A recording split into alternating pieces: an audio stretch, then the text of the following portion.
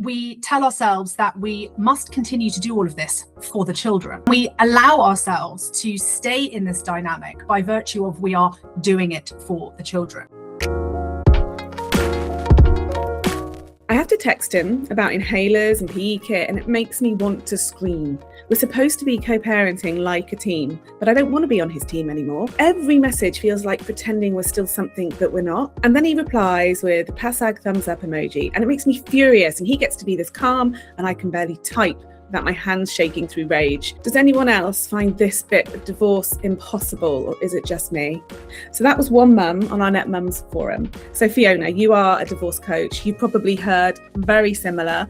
What kind of advice can we give this mum that she's still having to pretend to be part of this parenting couple and she just doesn't want to do it anymore? I think it's so tough, but I think so relatable for so many mums. I would say that you're not co-parenting properly if you're still carrying him, but equally, you're angry that he's not showing up. But the uncomfortable truth might be that you're also not giving him the space to actually do it. It's a bit of a difficult one, but we tell ourselves that change requires a shift in the behaviour of the other parent. But sometimes it actually requires us to let go of control of the situation, because the other parent is never gonna show up and has no need to stop relying on you when you're continuing to think of everything and remind them.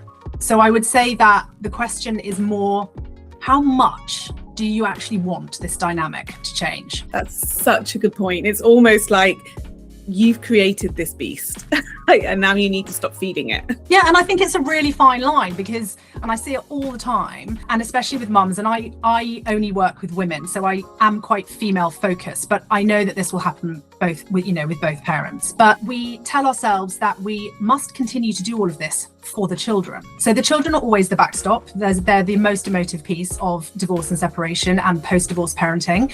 And we allow ourselves to stay in this dynamic by virtue of we are doing it for the children. But I'm reading slightly between the lines from this mum, and I'm guessing that despite her frustrations, there is a fairly good dynamic between them. And so I would be saying to her, we need to start having a conversation, and it needs to be probably pretty honest. And I would go with something like, I'm having a really hard time doing all of the thinking. I recognize that by me always messaging, I'm making things harder for both of us, as I'm sure you want to have more autonomy as well. I would say that even if you don't believe it, because then you are approaching this conversation from a place of support as opposed to a place of blame, which is likely to be met badly. And I'd like to get to a point where you become responsible for all of the logistics and the remembering on your time, and I will do the same. What do you think? And then after that, it requires a behavior change from you. And it is going to require you to step back, to stop reminding. And then, as I said, this whole panic about the children, the kids are the ones that are going to be impacted if he forgets the PE kit. If they don't have their PE kit, how are they going to cope? Fair. But the reality is it's not a long-term damage situation. And the kids aren't going to remember in 6 months' time if they didn't have their correct kit. And maybe a week or two of your child not having their PE kit because their dad forgot is what it's going to take for him to remember. Your kid not having their PE kit, that's a natural consequence, and the dad might get the barrage of, Dad, you forgot. And that's okay to happen. They're still safe.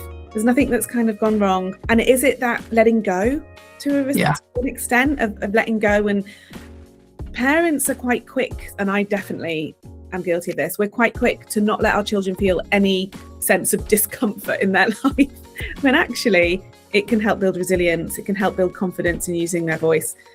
There's that element of it, isn't there? Like weighing up, like you say, big trauma, little trauma type thing. It's not gonna. Yeah, totally. I completely agree. I think kids need a little bit of discomfort in their life, not in a dangerous way, but in a way of, oh, that didn't work out that well, but never mind. I had to do my PE today in my school uniform. It's not a big deal. And even though they may not like it and they may not, be very happy about it, it is part of a learning process for them. How do I as a child deal with the situation when it doesn't go quite the way that I want it to? And I think that, we can spend all of our time as parents protecting them, but actually really what we need to be doing a little bit more of is preparing them. How do they face difficult situations? How do they show up at college, for instance, when they've forgotten something? What's the language that they're going to use when it's on them to remember?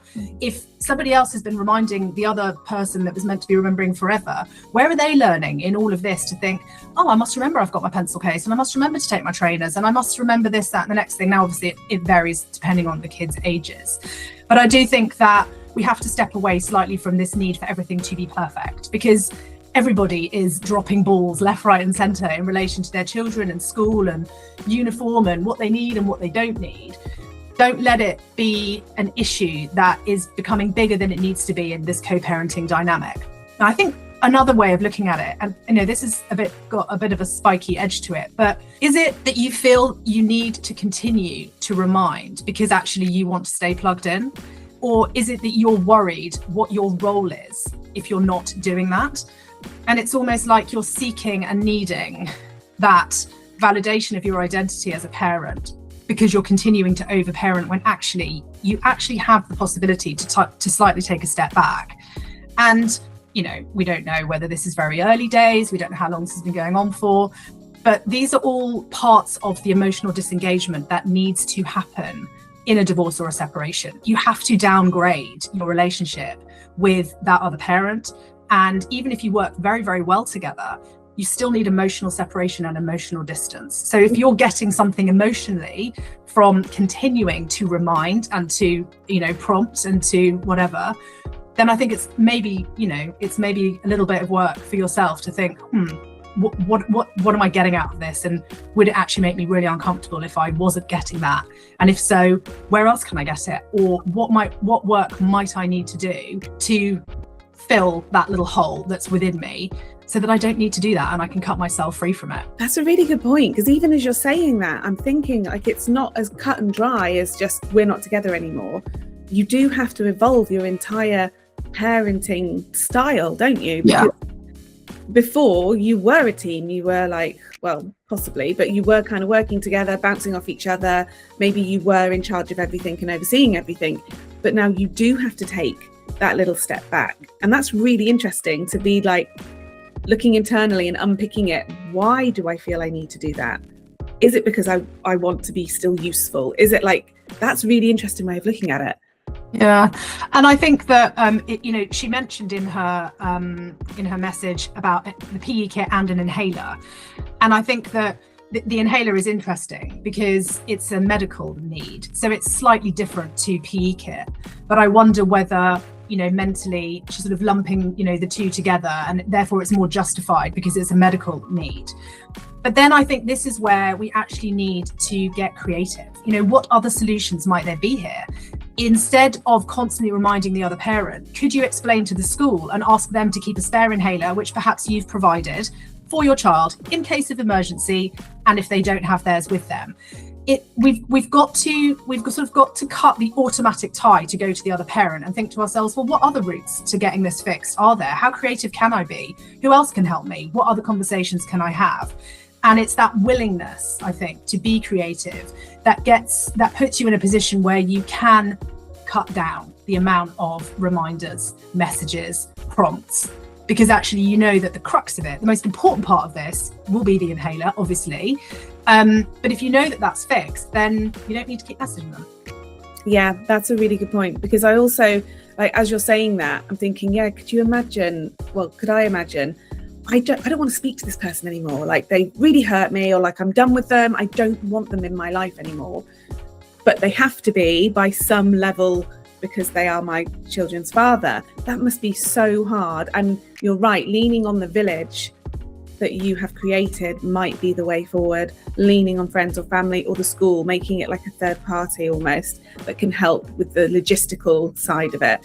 Because it must be so hard to have to show up and be logical when all the feelings and emotions are there, and you're having to try and show up and do it calmly. Must be really hard. Yeah, it is. And of course, everybody's post-divorce relationship is different.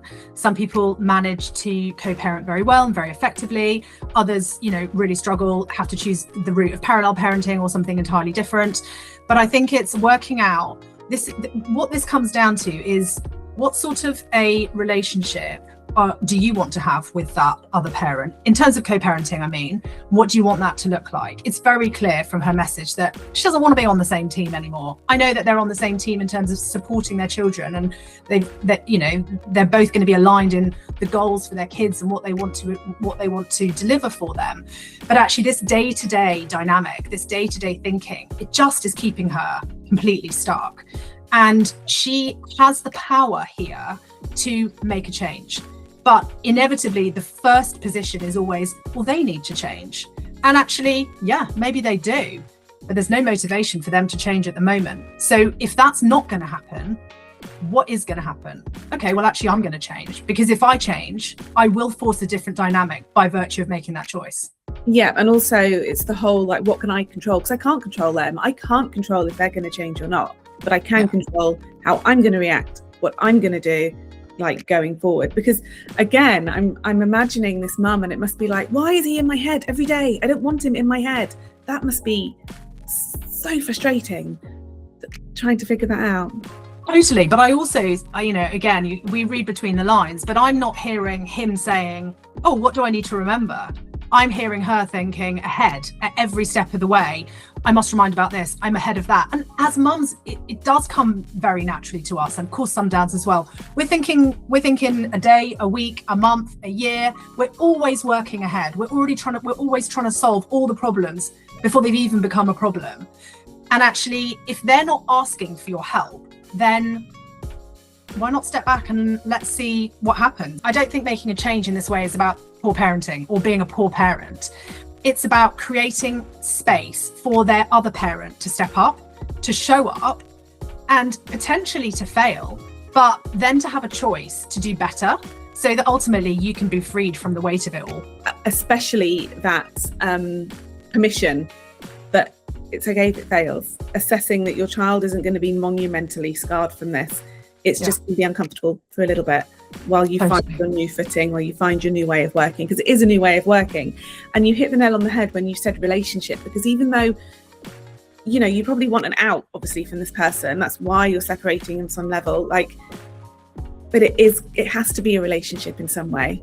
You have to have a relationship because you are co-parenting these little humans until they're old enough to figure it out for themselves. So you have to find that new way of working. Yeah, totally. And I would argue that, for some parents in this situation, it's a dad who is being, treated a little bit like, he's incompetent, he's not capable of doing it. There's a chance that the reason he's just sending a thumbs up is because he's like, yeah, I've already got this. But he doesn't maybe want to say, yeah, I already know this, you don't need to remind me all the time, because he's sort of just trying to keep the status quo and keep things easy. But by always sending those messages, what you're actually saying to them, what they probably hear is, you don't trust me. You don't trust me to do what I need to do for our children. And ultimately that potentially keeps both of you stuck. So it could, everyone's coming at it from a different place. Everyone's abilities, capacities, and thought processes are different. But just create the space to see what happens and trust that that other parent loves your children enough to fix their stuff and make it better.